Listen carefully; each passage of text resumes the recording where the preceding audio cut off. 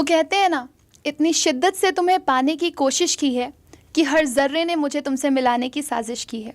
और आज हमारे साथ एक बहुत ही होनहार स्टूडेंट कनेक्टेड हुई हैं, जिनको सच में हर एक चीज़ ने कोशिश की कि वो अपने ड्रीम यूनिवर्सिटी तक पहुंच जाएं, और आज वो अपनी ड्रीम यूनिवर्सिटी में हैं। जी हाँ, NIRF रैंकिंग के हिसाब से नंबर 1 कॉलेज में DU के पहुंच चुकी हैं हमारे साथ एक बहुत ही प्यारी स्टूडेंट जिन्होंने बहुत मेहनत करी। सो आइए उन्हीं के मुंह से पूछते हैं कि उन्होंने यहाँ तक पहुँचने का कैसे जतन किया और वो कैसे यहाँ पर पहुँची। So yes. Hello, ma'am. My name is Khushi, and I have got into Miranda for BA program in Geography major and Economics minor. My score was 740 out of 800 in CUT 2024 examination. And yes, I'm very, very satisfied with my college. Oh, that's great. And Khushi, as you are saying that you are with geography major. Geography major. Yeah. Eco minor. Eco minor. That means you have gone for combination wala. Yes, ma'am. Right? तो मतलब like you have got very good marks, 740 plus. That's really very nice. But आपने honours के लिए try नहीं किया था क्या? Ma'am मैंने ट्राई करा था, और मेरी जो प्रेफरेंस लिस्ट थी वो भी honours, then programme combination, north campus, then south campus, honours, then programme combination, ऐसी थी मेरी लिस्ट। लेकिन मेरी अनरिजर्व कैटेगरी थी प्लस 740 मार्क्स। देन मैम मुझे मिरांडा भी मैं बॉर्डर के ऊपर हूँ। जो सेकंड लिस्ट में मुझे मिरांडा मिला, फर्स्ट लिस्ट में मुझे वेंकटेश्वर मिला था हिस्ट्री ऑनर्स के लिए, बट मुझे ना अंदर से था ना कि वो मेन कैंपस में जाके ही पढ़ना है।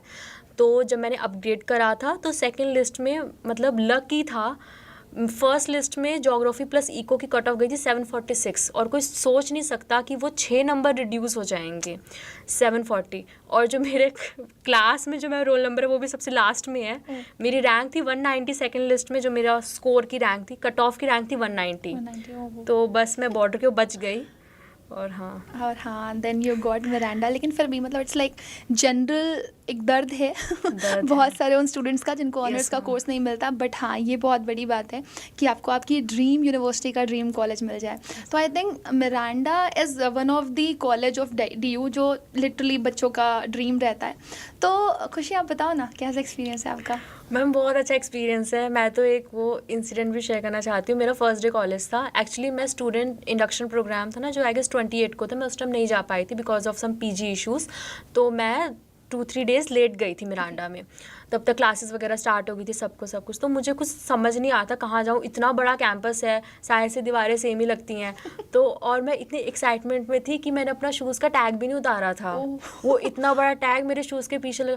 पूरा मैं घूम ली सब कुछ। दोपहर को जब मैं रिक्शे से वापस आई थी अपने पीछे, मैंने तब देखा ओ शिट मैंने टैग नहीं उतारा है। This happens when you are so much in anxiety, या फिर आप ओवर एक्साइटेड होते हो तो ये हो जाता है। मतलब यू कैन सी दिस कि आप पहली बार सुन रहे हो एक ऐसे स्टूडेंट को जो कि अपना फर्स्ट एक्सपीरियंस बता रहा है मिरांडा में। तो हो सकता है कि जब आप उसका पार्ट बनो या किसी भी कॉलेज का पार्ट बनो DU के, तो ऐसा कुछ आपके साथ भी हो सकता है। सो ये थोड़ा सा एक वो नहीं होता ब्लू मोमेंट, तो वो आपके साथ भी हो सकता है। तो ये आपके साथ ना हो तो उस चीज़ का ध्यान रखिएगा। But life is just to chill ना, तो ठीक है, अच्छा है।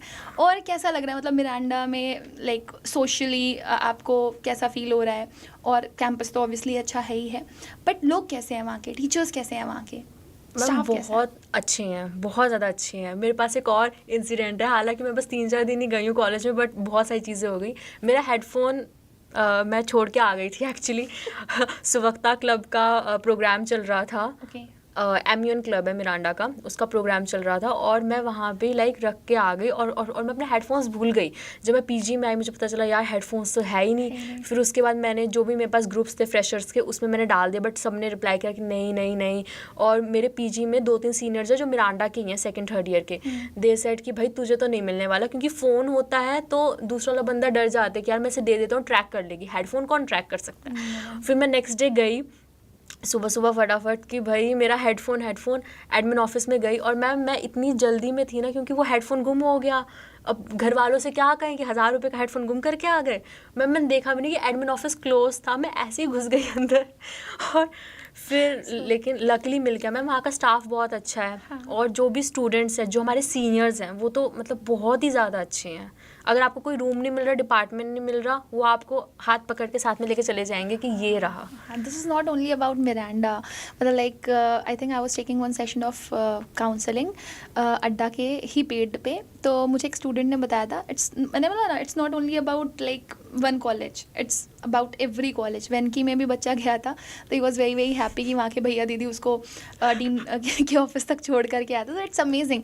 मतलब बेसिकली आप ये समझो कि आप जहाँ पर जा रहे हो, आप सोचो ना, अपना घर छोड़ करके जा रहे हो, अपने पेरेंट्स छोड़ करके जा रहे हो। जो नियर बाय वाले लोग हैं उनको इतनी प्रॉब्लम नहीं होती, लेकिन आप किसी, जो हम छोटे भी होते हैं ना, हमारा फर्स्ट डे ऑफ स्कूल होता है, हम लोग बोलते हैं मम्मी नहीं जाना, because it's like very hectic, पता नहीं कैसे लोग होंगे, हम जानते होंगे कि नहीं जानते होंगे। तो DU में लिटरली आई फील, क्योंकि अभी तक जितना भी एक्सपीरियंस मुझे मिला, मुझे नहीं लगता कि किसी बच्चे ने ये कहा हो कि मुझे बहुत अनफ्रेंडली एटीट्यूड मिला किसी भी पर्सन का। बहुत इमिएबिलिटी है, बहुत लोग मिलेंगे, बहुत फ्रेंडली हैं, आपको लगेगा अरे ये तो आपके एक्वेंटेंस के ही हैं। तो it's like very very nice. तो अभी जो आपने हेडफोन्स की बात बोली, बहुत छोटा सा अमाउंट है, 1000 रुपीज़ बहुत सारे लोगों के लिए, लेकिन बहुत सारे लोगों के लिए वो बहुत बड़ा भी है। मैटर ये नहीं करता कि अमाउंट छोटा है या बड़ा है, मैटर करता है उस चीज़ के साथ जुड़े हुए आपके होप, है ना। मतलब आपको पता चलता है वहाँ की वर्थ, कि आप ट्रस्ट कर सकते हो। अगर आप एक चीज़ के लिए ट्रस्ट कर सकते हो, यानी कि आप एकेड्स के लिए भी ट्रस्ट कर सकते हो, आप अपने फ्यूचर के लिए भी ट्रस्ट कर सकते हो उस जगह पर। तो छोटी छोटी चीज़ों से ही वो बोलते हैं ना, ट्रस्ट बढ़ता है। तो वो ट्रस्ट आई थिंक वो यहीं से ही बिल्ड होना शुरू होता है, एंड वही अंदर सेटिस्फैक्शन देता है, और वही एक मैच्योरिटी का साइन भी बनता है, और वही आपको एक अच्छा प्लेसमेंट में दिलाता है। खुशी, और कुछ बताओ आप मिरांडा के बारे में, लाइक मतलब क्लासेस वगैरह कैसे होती हैं, क्लासेस वगैरह कैसे रन करती है। तो आप पहुंच गए हो, तो मैं ज़्यादा उसके बारे में ही पूछूंगी। CUET जर्नी तो चलो गई, बहुत सारे बच्चों से हम पूछ चुके हैं। So what do you feel? Ma'am Miranda खुद में ही, मतलब मैम जब मुझे मिरांडा मिला, क्योंकि मैं 1 साल से तैयारी कर रही थी हिंदू के लिए, पॉल साइंस ऑनर्स या हिस्ट्री ऑनर्स, मैं दोनों में कंफर्टेबल थी, लेकिन नहीं मिला। एक तो अनरिजर्व, उसकी कट ऑफ पता नहीं कितनी चली गई। तो मैं सोचा भाई नॉर्थ कैंपस का कोई टॉप 10 में मतलब मिल जाए, प्रोग्राम में चाहे मिल जाए। मैं तो सेकंड लिस्ट तक मैं इस हद तक आई, मतलब भाई प्रोग्राम में मिल जाए आई एम हैप्पी, बट मुझे नॉर्थ कैंपस का टॉप कॉलेज चाहिए। जब मिरांडा मिला तो मन में, जब घर में थी तो मन में हल्का सा था कि यार ऑल गर्ल्स कॉलेज है, हमेशा से तो कोएड में पढ़े हैं, पता नहीं कैसा होगा, लड़कियाँ होंगी। लेकिन मैम मुझे सच में अभी फील होता है ना कि मिरांडा में, जैसे हमारी अभी बस 1 क्लास लगती है डे में, क्योंकि जी वैक सैक अभी तक उसके फॉर्म्स क्लासेस नहीं शुरू हुई हैं। मैं ना सुबह 9 बजे निकलती PG से, और दोपहर को आती हूँ 3 बजे। क्लास लगती है बस 1 घंटे की, बाकी टाइम मैं कभी लॉन्स में बैठी हुई हूँ, कभी जो हॉल है वहाँ पे बैठी हुई हूँ, कभी लाइब्रेरी में जाके बैठी हुई हूँ, वहाँ पे AC चल रहा है। और मैम इतना आपको सेफ़ फील होता है वहाँ पे, मिरांडा के कैंपस के अंदर इतना सेफ़ फील होता है।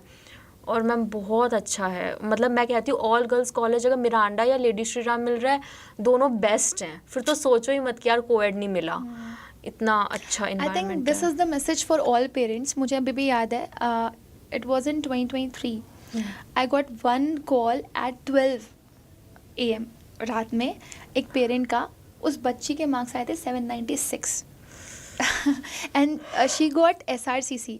उसके पेरेंट्स रेडी नहीं थे उसको भेजने के लिए कि भाई माहौल नहीं अच्छा है, एंड मैं नहीं भेज रही अपने बच्चे को, क्योंकि इकलौती थी, शी वॉज सिंगल चाइल्ड। तो मैंने उनको बहुत कन्विंस किया कि नहीं, DU के कॉलेजेस वगैरह जो हैं वो अच्छे होते हैं, सेफ़ इन्वायरमेंट रहता है, आप भेजो, आपको अच्छा लगेगा। बाकी तो हमारे ऊपर रहता है ना, कि बोलते नहीं है, एक वॉचफुल पॉट जो होता है ना, इट नेवर बॉयल्स। तो वो बहुत मैटर करता है। तो मैं, ये मैसेज एक पेरेंट के लिए है जो कि इस बच्ची को सुन रहा है। आज आप खुद सोचो, एक बच्ची अपने मुंह से कह रही है कि मैं DU के कॉलेज में बैठी हुई हूँ and I feel really very safe. ये अपने आप में बहुत बड़ी चीज़ है। बाकी तो पेरेंट्स का कनेक्शन रहता है बच्चों से, अगर वो अपने बच्चों से अच्छा कनेक्शन, अच्छा बॉन्ड बनाए हुए हैं, तो उनके बच्चे कभी भी किसी गलत राह पे नहीं जा सकते। But safety is one major, कि हम तो अपने आप को अच्छे से रखे हुए हैं, लेकिन मुझे उस तरफ से कितनी सेफ्टी मिल रही है। सो आई थिंक ये आपने एक बहुत अच्छा मैसेज दिया है कि या इट्स रियली वेरी सेफ। आपका 1 क्लास हो रहा हो, 2 क्लास हो रहा हो, मैटर नहीं करता। आप पूरे टाइम उस जगह पर हो तो आप कितना सेफ सिक्योर फील कर रहे हो, इट मैटर्स अ लॉट। तो वो एक कहीं ना कहीं आपको मेंटल पीस भी देता होगा। एंड मैम सेफ्टी का मैं एक और पॉइंट रखना चाहती हूँ कि मैं कॉलेज से ना बस 5 मिनट्स की दूरी के ऊपर ही मैंने PG ले रखा है, क्योंकि फेस्ट वगैरह हो तो लेट ना हो जाए। और कभी कभी जैसे बहुत ज़्यादा धूप होती है तो मैं रिक्शा से आती जाती हूँ। मैम कॉलेज तो सेफ़ है ही है, आप किसी भी कोने में बैठ जाओ चाहे वहाँ पे आसपास नहीं है, लेकिन आप बिल्कुल सेफ़ हो। मैम जो रास्ता है ना मैम, जो मेन कैंपस है एंड जो पीजी तक का जो रास्ता है मैम, वो भी बहुत सेफ़ है। मतलब मैंने खुद, क्योंकि मैं खुद मतलब यहाँ से निकली हूँ, आई नो कि जब अकेली लड़की मतलब ट्रैवल कर रही है ऑटो में या ये सब में, तो मतलब क्या क्या होता है, कोई ऐसे देख रहा है ये सब। मैम वहाँ पे सब कुछ नहीं होता, मतलब जितना मैंने ट्रैवल करा है रिक्शा में। और मैं तो इनफैक्ट मेन कैंपस के बाहर भी 1-2 बार गई हुई हूँ, अकेली गई हुई हूँ, और कुछ नहीं ऐसा होता। कुछ नहीं ऐसा होता है, इट मैटर्स अ लॉट। और आप अगर अपने मुंह से ये चीज़ बोल रहे हो, that means you have observe. बाकी टाइम से निकलो, हाँ, टाइम से जाओ, निकलोगे so that matters a lot. Of course, वही मैं बोल रही हूँ कि अगर आप अपने लिए सेफ्टी मेजर्स लेकर के चल रहे हो और बाकी आपको एनवायरनमेंट देता है, अगर वो एनवायरनमेंट सेफ नहीं है तो आप फिर थोड़ा सा इनसिक्योर फील करोगे, लेकिन अगर वो आपको मिल रहा है तो वो आपके लिए बहुत ज़रूरी है। अच्छा, अब ये बताओ, आपने अभी पीजी की बात करी, आपको कॉलेज हॉस्टल नहीं मिला? No ma'am. तो कुछ कॉलेज हॉस्टल का कुछ क्राइटेरिया था या व्हाट वाज द? हाँ मैम, मुझे पहले से ही पता था कि मुझे कॉलेज हॉस्टल नहीं मिला था, मतलब नहीं मिलेगा, क्योंकि मेरे 740 मार्क्स थे, प्लस जो मेरा करंट एड्रेस जो मैंने डाला था वो मैंने यहाँ का डाला था, भिवाड़ी एरिया का, तो वो पास पड़ जाता, तो कुछ क्राइटेरियाज होते हैं उसके अकॉर्डिंग। टू क्राइटेरियाज, एक तो पहला आपका रैंकिंग बनता है, उसके हिसाब से आपको मिलता है हॉस्टल, और दूसरा 100 किलोमीटर की रेंज के बाहर होना चाहिए वो। अगर बाहर का है तब तो आपको मिल जाएगा, otherwise it is quite difficult. But ठीक है, आई फील पीजी एक अच्छा सोल्यूशन है, और PG I think it works ना। पीजी का एक्सपीरियंस कैसा है आपका? मैम मैं आपको बताती हूँ ना मैम पीजी का एक्सपीरियंस बहुत रोमांचक है मैम मेरे लिए। एक्चुअली मैं जैसे ही गई उसके सेकंड डे ही ऐसा होने लग गया कि कुछ प्रॉब्लम रूम में, कुछ प्रॉब्लम है, बाहर जा रहे हैं तो कुछ प्रॉब्लम है। और मैंने अपने जो सीनियर जो वहाँ पे रह रहे थे 1-2 साल से वही वाले पीजी में, मैंने उनसे पूछा, दीदी ऐसा क्या, दीदी कभी कुछ हुआ? दीदी बोलती नहीं, हम भी फर्स्ट टाइम देख रहे हैं, मतलब जब आई तभी ये सब कुछ हो गया। लेकिन मैम पता है जब बाहर रहते हैं ना तो बहुत कुछ सीख लेते हैं सच में। अब जैसे मैं कॉकरोच से बहुत ज़्यादा डरती थी, लेकिन पीजी में एक बार क्या हुआ, जैसे कॉकरोच जब निकल ही जाते हैं है ना, तो छोटा सा कॉकरोच था वो ऐसे था। अगर मैम घर में होता ना तो मैं तो मतलब भाग जाती वहाँ से, मैं तो उस रूम में जाती भी नहीं। लेकिन पीजी में था तो मैं उसके साइड से निकल गई, college. So it's an experience कि हम बड़े हो रहे हैं, गेटिंग मैच्योर। तो कैसा था एक्सपीरियंस कॉकरोच के साथ? मैम मैंने बस कॉकरोच को देखा, मैंने गुड मॉर्निंग बोला और मैं निकल गई। वाह, ये भी एक बहुत बड़ी चीज़ है कि आप अपने फियर्स को ओवरकम कर रहे हो। और ये सच्चाई है कि जब हम अपने फियर्स को ओवरकम करना शुरू कर देते हैं तब हम मैच्योर हो जाते हैं, कॉन्फिडेंस भी बहुत आ जाता है, बहुत ज़्यादा आ जाता है। ट्रू है। फर्स्ट टाइम जब वो ना अपनी पॉकेट से 20 रुपये निकाल के रिक्शा वाले को देते हैं और जब वापस आते हैं पीजी में तब पता चलता है ओ अच्छा, उस टाइम फिर ना वो सब चीज़ें याद आती है कि जब हम छोटे होते हैं तो हम पापा से कहते हैं अरे पापा 100 रुपये का तो है, कोई बात नहीं, दिला दो ना। और अब मुझे वाली चीज़ फील होती है कि जब अपने हाथ में जब पैसा होता है ना तो इसको आप कितना वो फाइनेंशियल थोड़ा सा क्लिक हो जाता है। एक चीज़ बहुत मैटर करती है। Yes ma'am. तो आप मुझे बताओ ना खुशी, मतलब अभी आपको कैसा फील हो रहा है? लाइक मतलब इंडिपेंडेंट वाली फीलिंग आने लगी है, या फिर आपको लगता है नहीं डिपेंडेंसी थी तो ज़्यादा बेटर थे, इंडिपेंडेंट होना इज़ अ चॉइस? मैम मेरा ना बचपन से ही वो वाली चीज़ थी, जब मैं 8-9 स्टैंडर्ड में थी, कि यार अकेले निकलना है। हाँ, पेरेंट्स के साथ ऐसा नहीं कि बस पकड़ रहे हैं तब भी पेरेंट्स के साथ, ऑटो में है तब भी पेरेंट्स के साथ, ट्रेन में है। बचपन से ही ड्रीम देखा था डीयू जाने का? नहीं डीयू का तो कंफर्म नहीं था। अच्छा। उस टाइम तो कुछ भी कंफर्म नहीं था कि स्ट्रीम कौन सी लेंगे, कोर्स कौन सा करेंगे, लेकिन दिमाग में कहीं ना कहीं वाली चीज़ थी कि यार अकेले निकलना है, वहाँ पे जाके अकेले रहना है, अकेले सारी सी चीज़ें करनी है।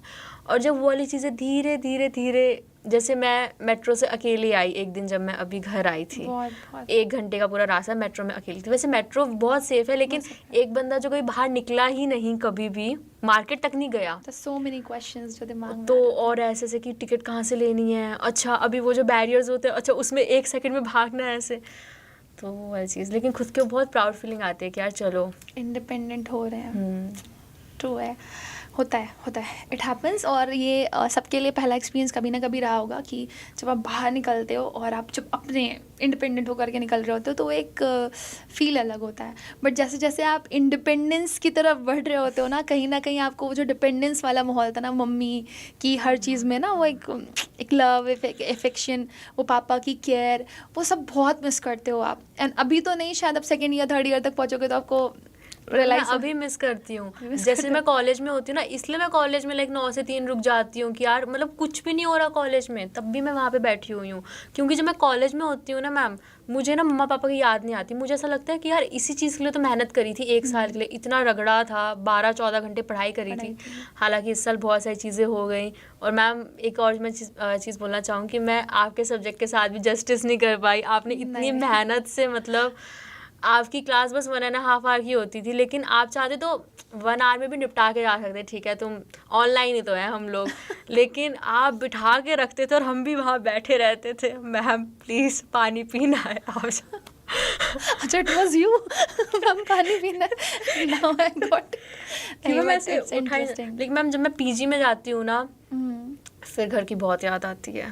हाँ दे, फिर तो बहुत याद आती है। मैं भी घर में गई, मैंने अपनी बहन से बोला कि यार तू कितनी लकी है, तू मम्मा पापा के साथ 24 घंटे रहती है। मैं नहीं रहती, बट फील तो होता है, निकलना पड़ेगा। पता नहीं है, जब तक कोई चीज़ हमारे बहुत क्लोज होती है तब तक हमें पता नहीं होता कि वो कितनी वैल्यूबल है। लेकिन जब वो हमसे थोड़ा सा ऐसा डिस्टेंस में आने लगती है ना, तब हम ओवर अटैच होने लगते हैं उस चीज़ के साथ। ये तो एक फील ही डिफरेंट है। बट जो अभी आप फील कर रहे हो to be the part of that college, वो एक अलग फील है। आप मुझे ये बताओ, अभी आप इतनी देर से बोल रहे हो हम तो कॉलेज में रहते हैं, कॉलेज में टाइम पता नहीं चलता, कॉलेज ये कॉलेज वो, कॉलेज इज़ वेरी गुड। मुझे ये बताओ, जो खाली टाइम रहता है आपका, like you have taken 1 class then you are like free, तो वो प्रोडक्टिव रहता है कि अनप्रोडक्टिव रहता है? उसमें क्या करते हो आप? मैं तो बस मैं अभी स्टार्टिंग में गई हूँ। मुझे शायद बस 5 डेज़ हुए हैं कॉलेज में मे बी।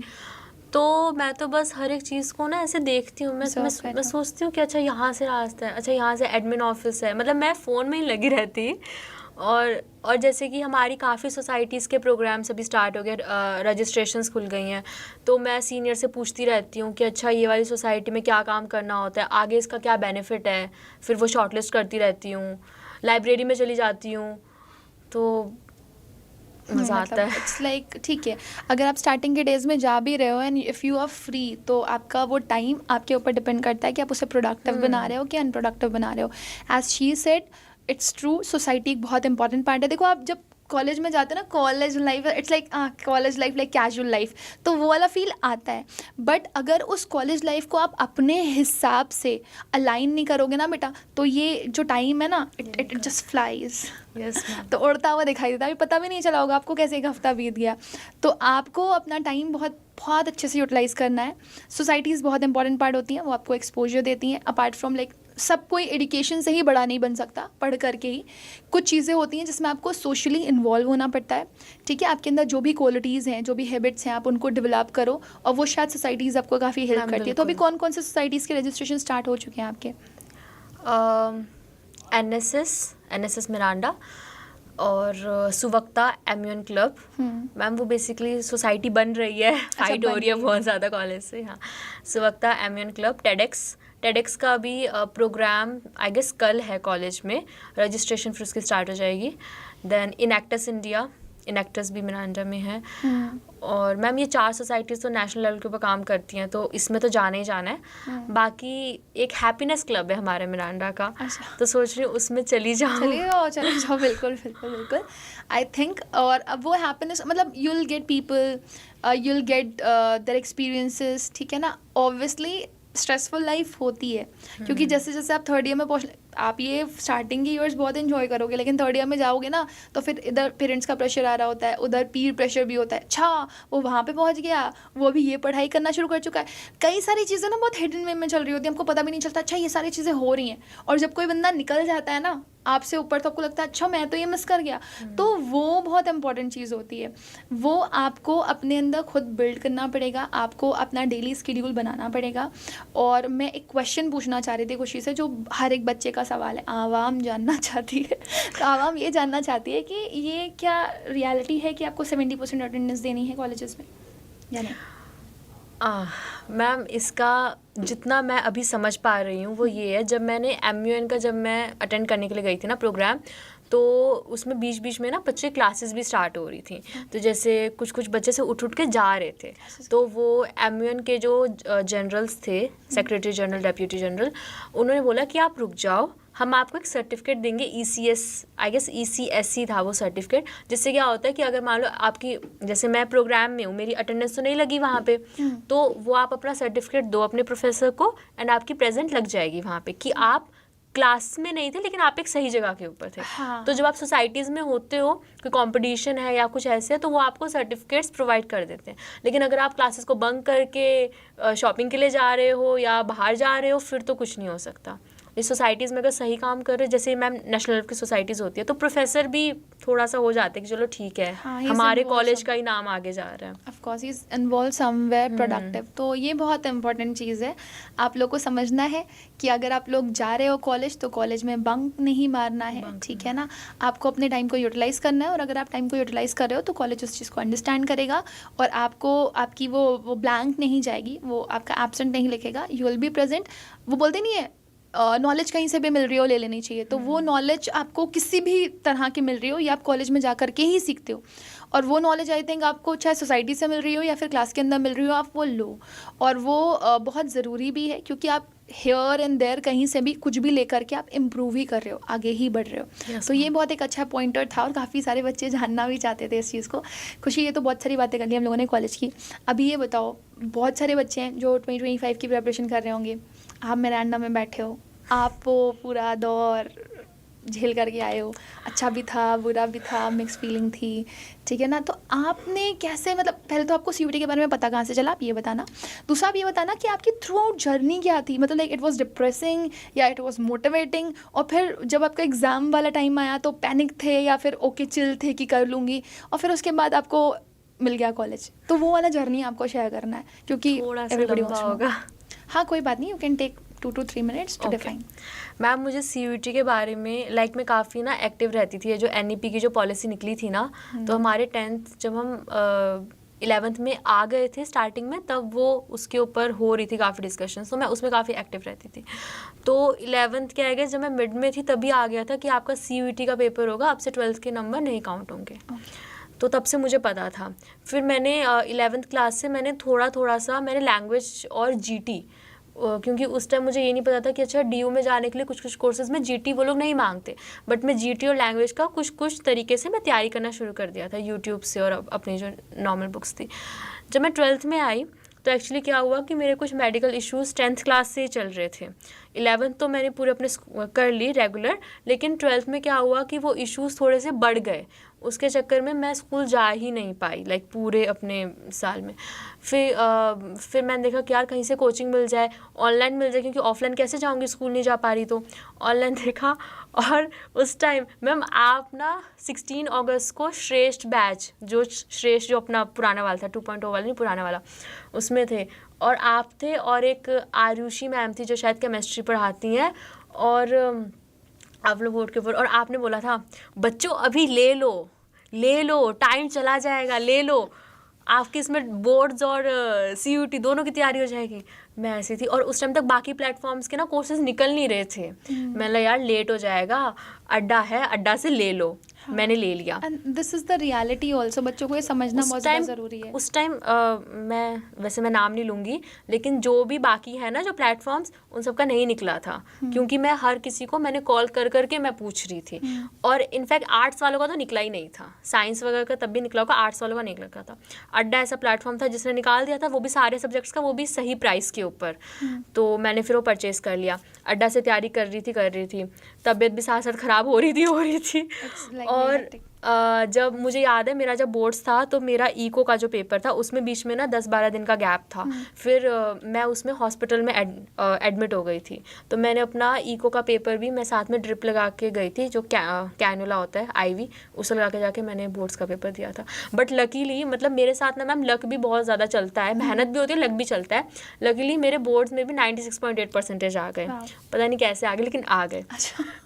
फिर उसके बाद CUET का जो 1 महीना महीना था उसमें शुक्र है मुझे कोई मेजर ऐसा मेडिकल इश्यूज़ नहीं हुआ, माइनर चल रहे थे वो तो चलो ठीक है, मेजर ऐसा कुछ नहीं हुआ। पूरी तैयारी करी, CUET का पेपर आया, सबको पता है इंग्लिश और GT 15 मई का जो वो पेपर था, उस दिन क्या हुआ था, मतलब मैं बैठी हूँ, मेरी शीट है और इतना शोर हो रहा, लग ही नहीं रहा था कि कुछ एग्ज़ाम हॉल है, कुछ एग्ज़ाम वगैरह चल रहा है, बस ऐसा लगा मतलब बस अभी तो पढ़ाई था और टीचर आगे लेने के लिए।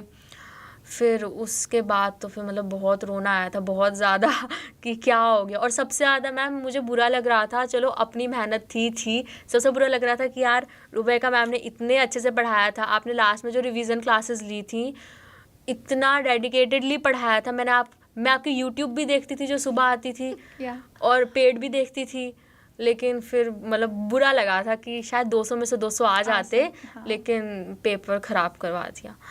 फिर उसके बाद 740 मार्क्स थे मेरे, वो भी मेरा लक से ही आ गया था, मुझे यकीन नहीं था यार 740 मेरे कहाँ से आ जाएंगे, पेपर मेरा इतना ख़राब चला गया। लक बोलते हैं, किस्मत भी उन्हीं का साथ देती है जो अपना साथ खुद देना जानते हैं। मेरी जर्नी मैम यही हुआ है। फिर जब फर्स्ट लिस्ट निकली मुझे वेंकटेश्वर मिला हिस्ट्री ऑनर्स के लिए, लेकिन मुझे ये था कि यार मुझे मेन कैंपस में जाना है, अपग्रेड करा, मिरांडा मिला और वो एकदम बाउंड्री के ऊपर, फिर लक था। बेटा इंग्लिश में तो मैं हर वीडियो में बोलती हूँ और मैं अभी भी बोलना चाहूँगी कि एक तो इंग्लिश और GT बहुत कम बच्चे देते हैं, लेकिन GT का भी बहुत अनप्रडिक्टेबिलिटी रहता है, क्या आने वाला है क्या नहीं आने वाला है, इस चीज़ का कोई क्लैरिफिकेशन नहीं होता। और अगर आप पिछले साल के पेपर्स को आइडेंटिफाई करोगे तो 2022, 2023, 2024 पेपर बहुत तेज़ी से वेरिएशंस शो कर रहा है। तो आप अपना 100% सिलेबस प्रिपेयर करके जाओ, उसमें से 10% आ रहा है, 20% आ रहा है, 30% आ रहा है, 40% आ रहा है, मैटर नहीं करता, आप उस 10% की भी 100% प्रिपरेशन करके जाओ, ये आपके दिमाग में होना चाहिए।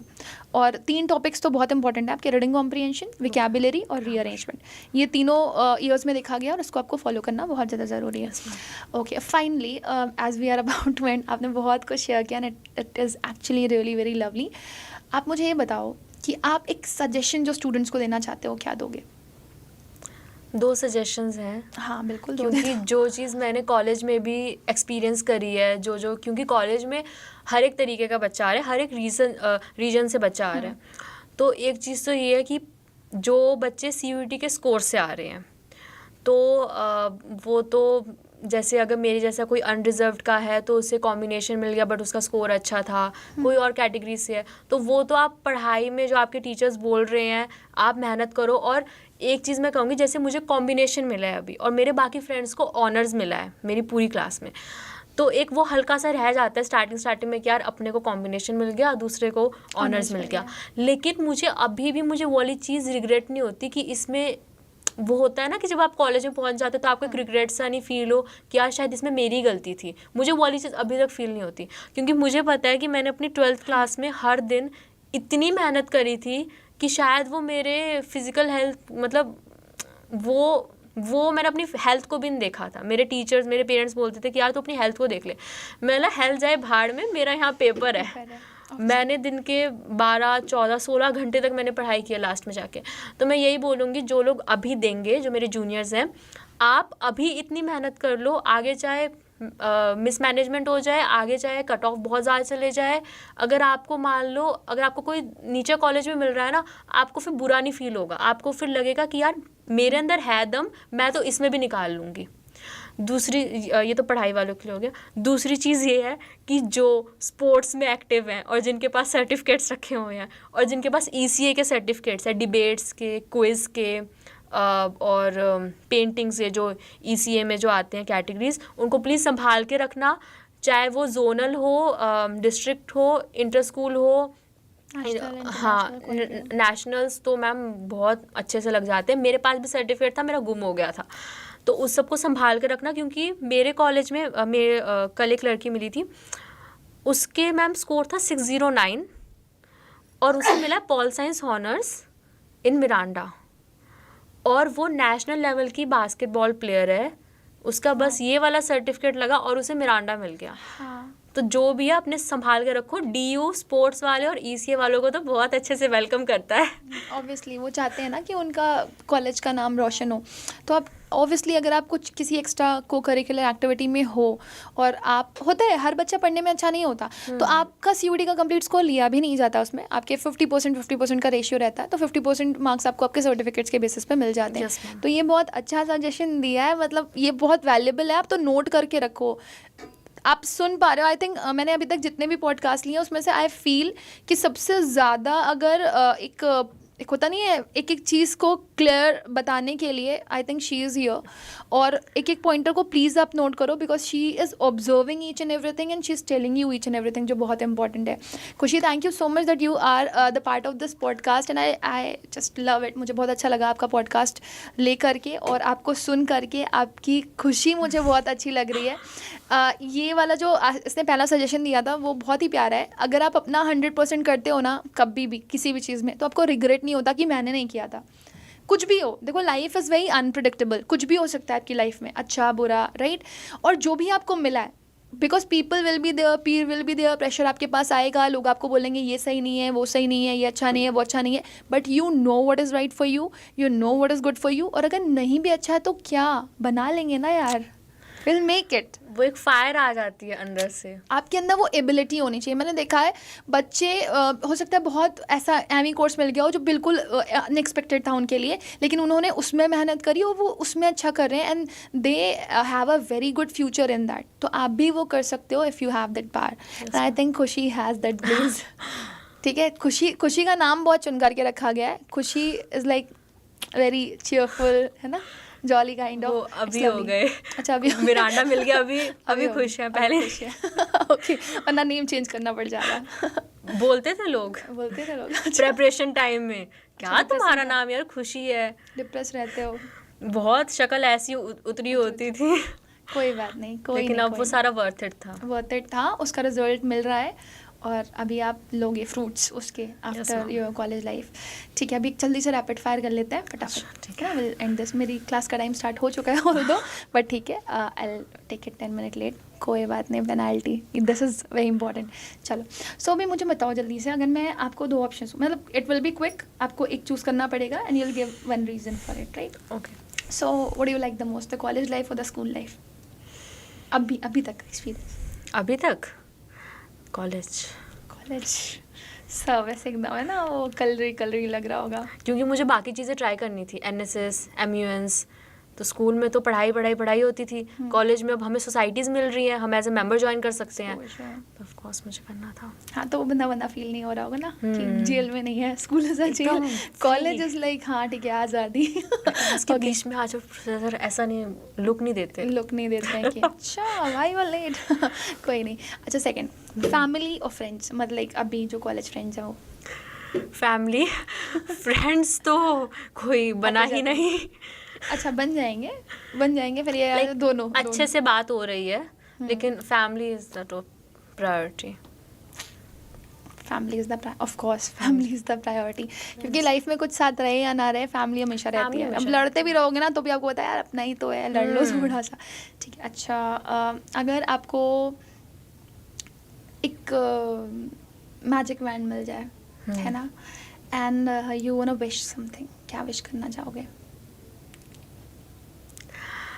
मैं तो यही विश करूँगी कि ये जो सोसाइटी है, पूरी सोसाइटी, लाइक पूरे वर्ल्ड में जो सोसाइटी है, उसमें से ये जो गर्ल सेफ्टी का जो चल रहा है बहुत ज़्यादा, ये सब ख़त्म हो प्लीज़, ताकि हमें भी, मैं कह रही हूँ कि हाँ कैंपस सेफ़ है, लेकिन दिमाग में कहीं ना कहीं बैक ऑफ माइंड रहता ही रहता है कि यार ठीक है, इस टाइम निकल रहे हैं तो ठीक है कि नहीं है, अकेले निकल रहे हैं तो ठीक है कि नहीं है।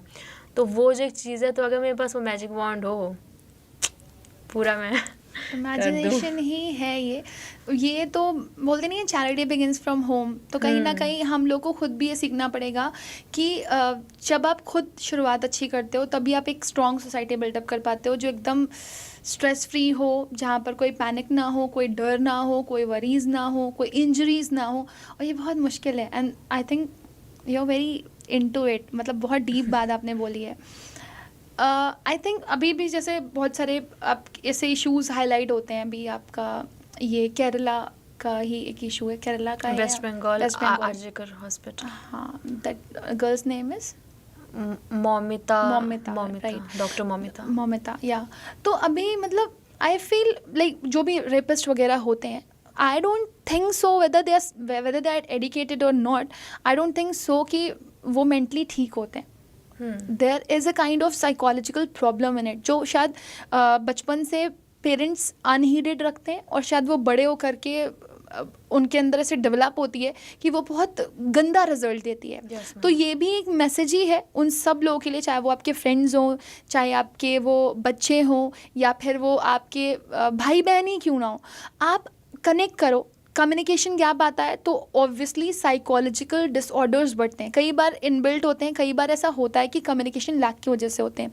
तो जब इंसान अकेला नहीं होता, उसके दिमाग में कोई खुराफात नहीं आती, कोई नेगेटिविटी नहीं आती, और शायद नेगेटिविटी नहीं आती तो उसके साथ ऐसी चीज़ें नहीं होती हैं जो बहुत अनप्रेडिक्टेबल हों। आई फील कि हमारी सोसाइटी को this youth is to build this society, और ये यूथ ही फ्यूचर जनरेशन को आगे बढ़ाने वाला है।